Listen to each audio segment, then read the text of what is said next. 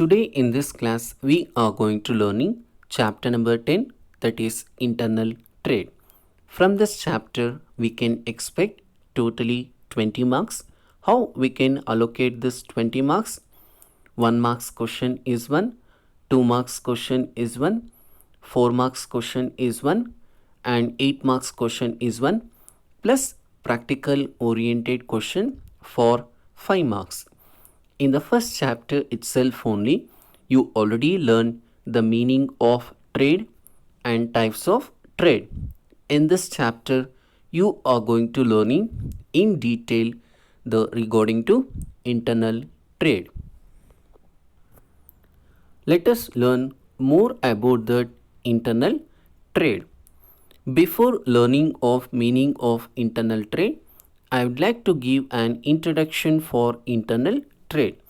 Trade refers to buying and selling of goods for making the profit.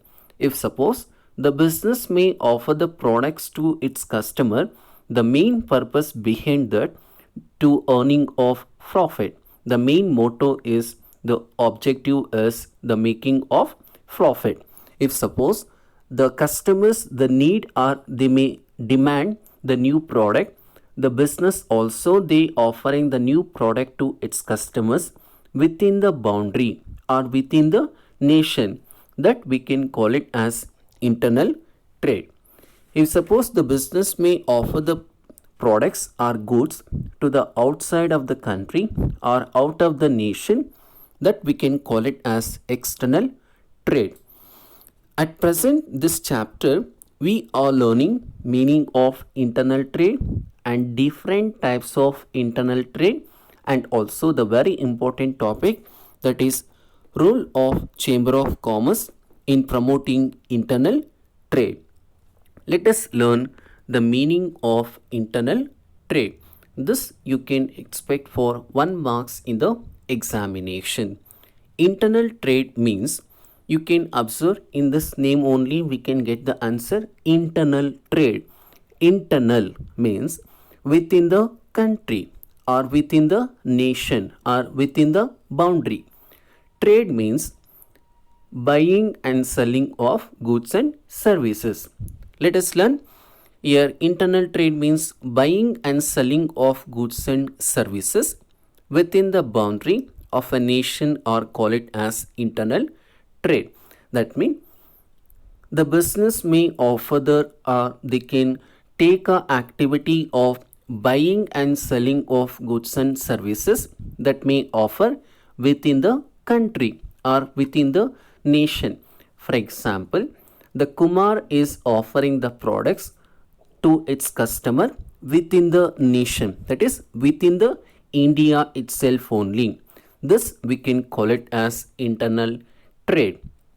If suppose Kumar may offer the product to the outside of the country or out of the nation or out of the territory, this we can call it as external trade or else international business.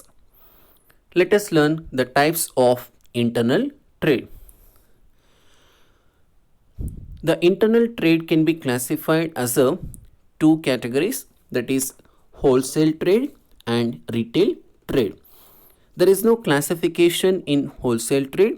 In retail trade we can classify it as a 2 categories, that is itinerant retailers, fixed shop retailers. The itinerant further classified as a 5 categories. First one peddlers, second one hawkers, and next market traders, street traders, cheap jacks. In the examination you can expect that types of itinerant retailers for 8 marks. Next we have fixed shop retailers. The fixed shop retailers can be classified as a further 2 categories, that is small shop keepers and large retailers. The small shop keepers can be classified as a general stores, specialty shops, street stall holders, second hand goods shop. This also you can expect for 8 marks as well as 2 marks. And large retailers we have departmental store, supermarket, chain store, malls, MOB, consumer cooperative stores. The large retailers also you are learning each and every store, that is advantages and disadvantages. This also you can expect for 8 marks in the examination. Let us start with the types of internal trade. First we have wholesale trade.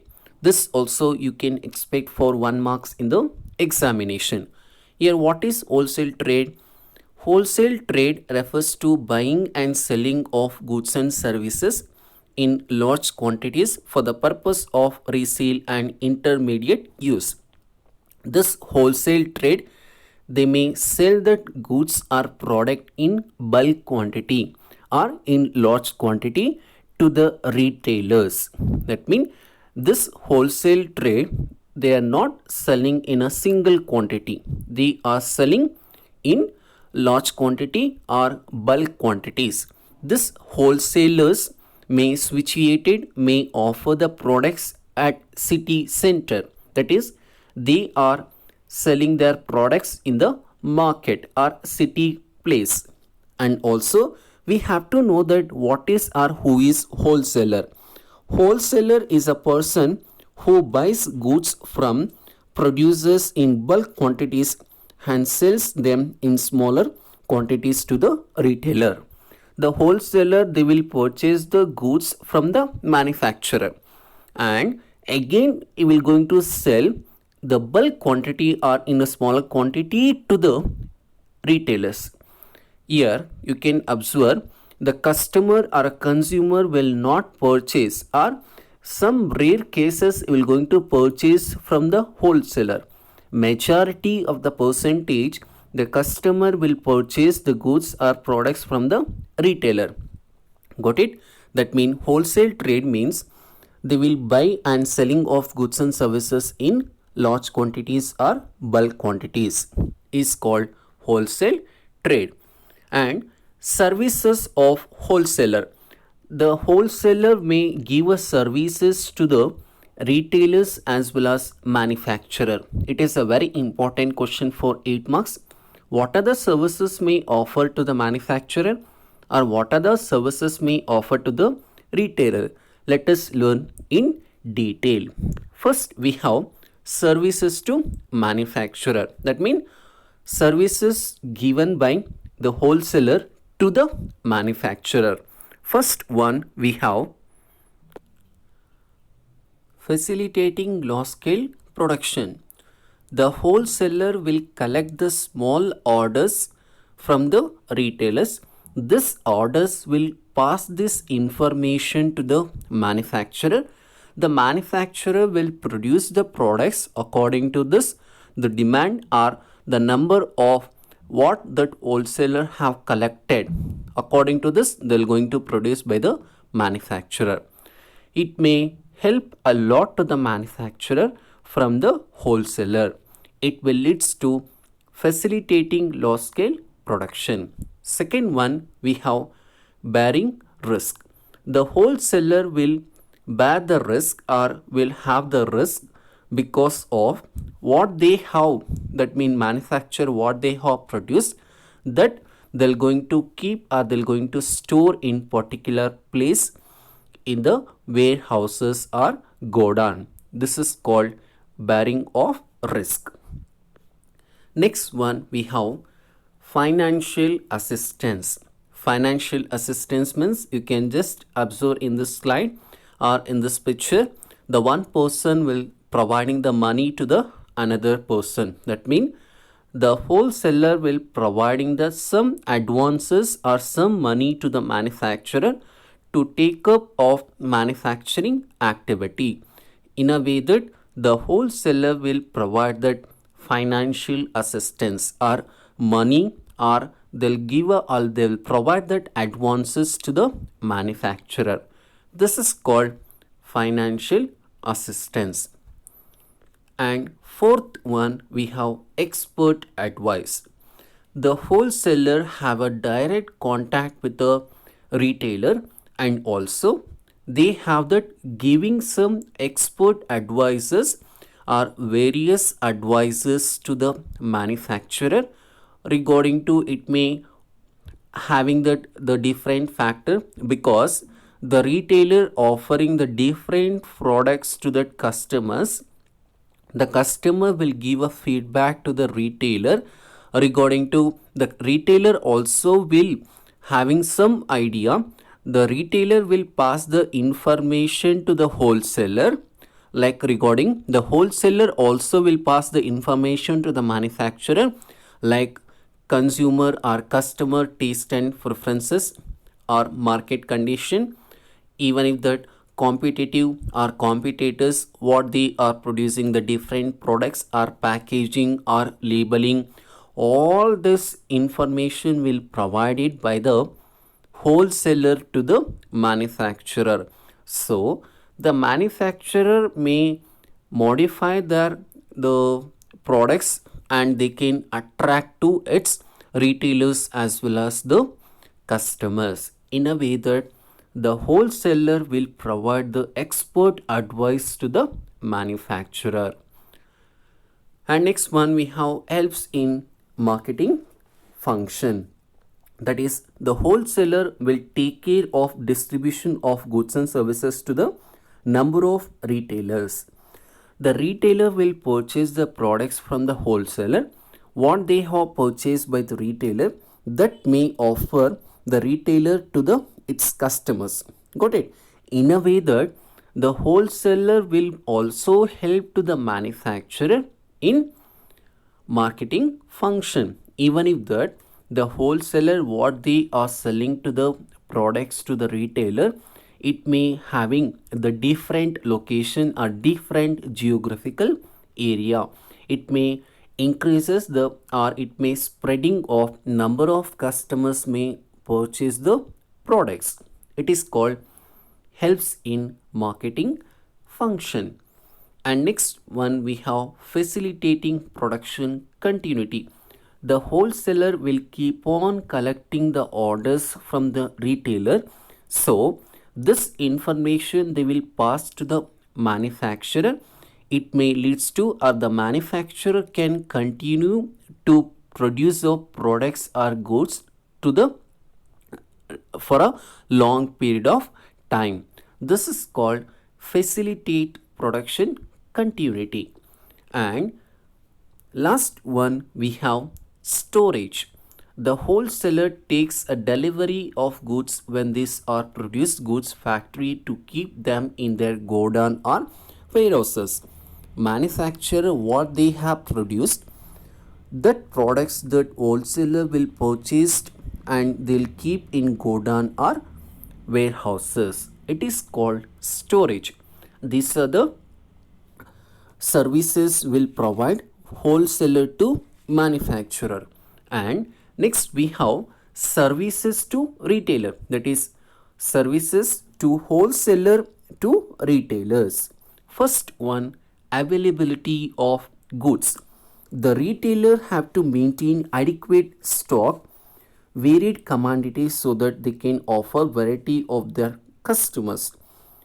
That means if suppose the retailer they want to keep the different products that may offer to its customer, how it possible or where the retailer can purchase the different products that they can purchase from the wholesaler, in a way that the retailer can offer the different products.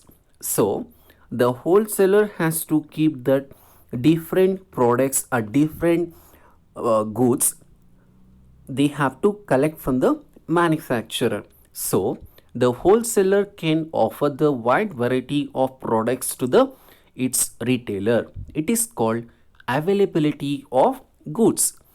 Next one we have marketing support. The wholesaler performs various marketing function. I already explained.